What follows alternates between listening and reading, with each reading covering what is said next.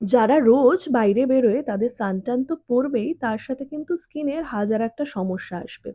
এবার সব সমস্যার সমাধান আমরা যদি কেমিক্যাল প্রোডাক্টস দিয়ে করতে যাই তাহলে তো হবে না। তাই আমি ঘরোয়া উপায়ে খুব সুন্দরভাবে স্কিনের এমন একটা ফেস প্যাক বানাই, যেটা মাখার পর স্কিন রাতারাতি ফ্রেশ আর একদম ব্রাইট হয়ে যায়। প্রথমেই লাগবে ফ্ল্যাক্সিড, তার সাথে লাগবে সবজা সিডস, আর তার সাথে লাগবে অ্যালোভেরা জেল। তোমরা চাইলে এর সাথে একটু শসাও দিতে পারো বা দইও দিতে পারো। আমি আর এগুলো ইউজ করিনি। এই ৩ টে দিয়েই সুন্দরভাবে ব্লেন্ড করে আমি কিন্তু এই ফেস প্যাকটা বানিয়েছিলাম।